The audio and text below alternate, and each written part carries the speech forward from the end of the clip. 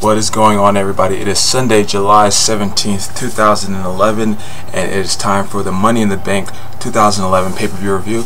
Real quick before we get into it, let's thank you to all my subscribers. If you haven't done so and this is the first time you're watching, go ahead and hit that subscribe button. It's real quick, real easy. Let you know when I put out a new video. Don't forget also to subscribe to my other channel and follow me on Twitter. Link all down there. What a pay-per-view this was. You know, last year, in this very same small shirt, I sat here and I said Money in the Bank 2010 at the time was probably the best pay-per-view of the year, and I think WWE struck gold again twice, in no small part obviously to the main event, the hugely hyped main event between CM Punk and John Cena. All the things were coming together. The setting, Chicago, where it all started really for both of these guys. And the fact that it's CM Punk's last match in his hometown, his contract is expiring. Will CM Punk win and leave with the WWE Championship, or will John Cena win? We'll talk about that at the end. Honestly, this pay-per-view reminded me of when WWE actually put effort into making sure the storylines were up to par, making sure it's crazy that this pay-per-view ended up being in Chicago. Just a crazy coincidence, but I think the story and everything came together so well. I gotta say, kudos to WWE. You know, a lot of people trash WWE when they don't do well. Give them their props when they do well, because tonight they put on a good show, storyline and wrestling wise, so give it up to WWE. Good job.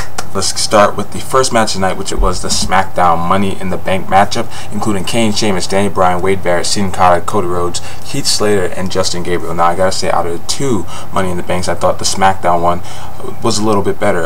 It had a little more time, so we kind of saw a couple more spots, and I think it had more substance in it. The first person to climb the ladder was actually Heath Slater, which is funny because each time he climbed the ladder, he got booed really badly by the crowd. Speaking of the crowd, Chicago, you guys showed WWE crowds how they should be, because not only were you hot for the main event, you were hot all night long. Kudos to Chicago. Awesome job.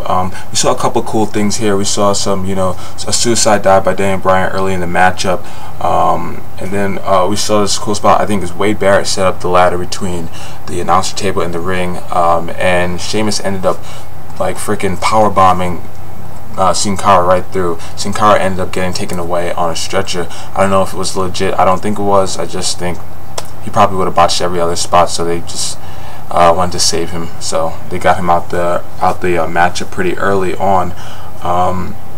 We saw Kane and Sheamus take out Daniel Bryan when Daniel Bryan was on Sheamus' shoulder and Kane hopped off the top rope, clotheslining Daniel Bryan. He flipped in the air. That was pretty cool.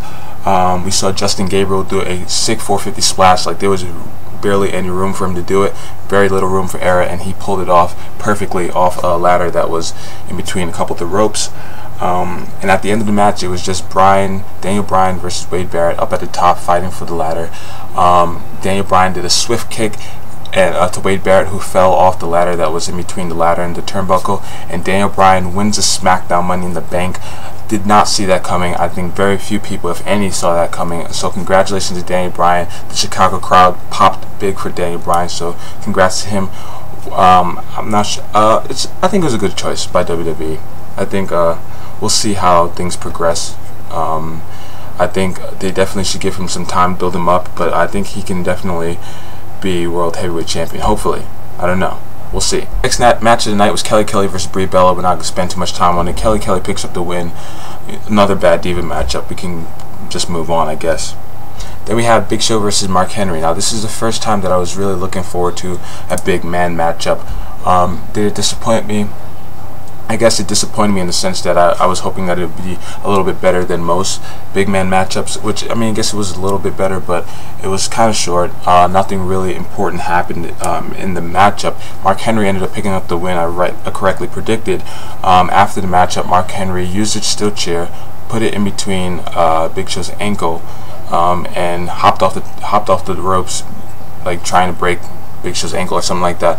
So it continues Mark Henry's push and shows his dominance, and we'll see where he goes from this. I just don't want to see Mark Henry in the world title picture, because I just don't think that he he's up to that. He doesn't put on good matches, basically. Okay, so next up we have the Raw Money in the Bank ladder matchup with Rey Mysterio, Alberto Del Rio, R-Truth, The Miz, Jack Swagger, Evan Bourne, Kofi Kingston, Alex Riley. As I said earlier, the SmackDown Money in the Bank was a little bit better. It was longer, and I don't think the Raw Money in the Bank ever really took off, got off the ground. There just wasn't as many, it wasn't given enough time to really take off, but I do think that it was still serviceable. Everyone came out and took a ladder in the ring, so they all started attacking Alberto Del Rio with a bunch of little ladders, and even throughout much of the beginning of the matchup, everybody was fighting for a small ladder. Like, there were a bunch of big ladders on the outside of the ring that everybody could have went for, but whatever, that I didn't understand that. We saw R-Truth do this cool kind of like, I guess, this cool flip over the top rope, taking a couple people out. Then Rey Mysterio and Kofi Kingston went for the double cross body, taking a couple other stars out. Then cue Evan Bourne, who climbs up a ladder on the outside of the ring, does a airborne to all the other competitors, which was pretty sick. I thought that was amazing to see that. Definitely one of the highlights from either Money in the Bank, that huge airborne shooting star press. We saw a double Hurricane Rana, which didn't involve ladders at all. Rey Mysterio and Evan Bourne double Hurricane Rana to Jack Swagger and R-Truth. At some point in the matchup, there were a bunch of ladders stacked up. Everybody was going for it. It turned out Miz ended up getting hurt when he fell from, I don't know if that was before, but Miz ended up falling from hanging on the briefcase, injuring his knee, or so he thought.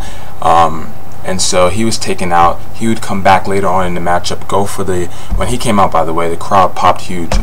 He went for the briefcase, but didn't get it, unfortunately. Then it was just Rey and Alberto Del Rio fighting for the briefcase. Alberto Del Rio ended up actually taking off Rey Mysterio's mask, which Rey Mysterio dropped down. The ladder started collapsing, so Alberto Del Rio had to set it back up, but he ended up picking up the win, getting the briefcase, and he is your he's the new Raw Money in the Bank winner. And we'll see if he'll cash it in at the end of the night. Then it's time for the SmackDown main event. It's Randy Orton versus Christian. Obviously, the stipulation being if Randy Orton gets disqualified, Christian will automatically become the new World Heavyweight Champion. And I gotta say, this matchup was also really good. It was really even throughout most of the matchup. A lot of counters, a lot of quick. It wasn't really slow like a lot of Randy Orton matches are, but again, these two are made for each other to have great matchups, and this was no exception. We saw a kill switch trigger a near fall. Randy Orton kicked out of that. Randy Orton did a sick gut wrench into a neck breaker, which was another near fall in the matchup.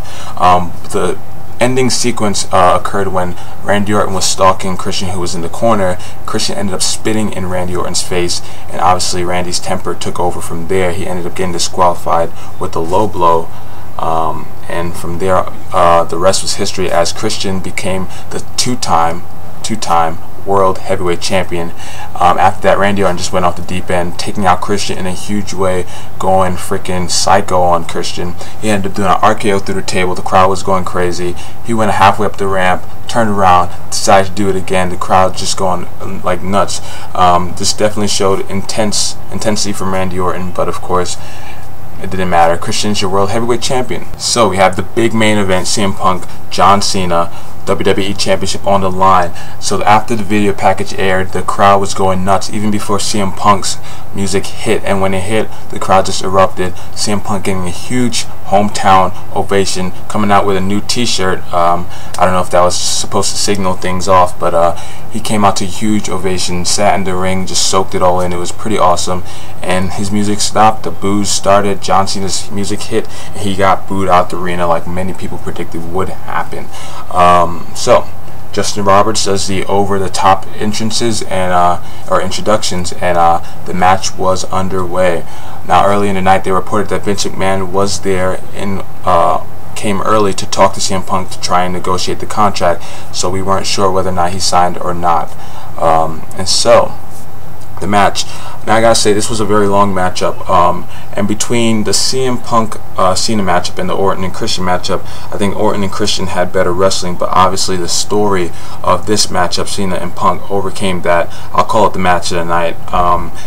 The crowd was just amazing. Atmosphere crazy. It reminded me of old school wrestling crowds.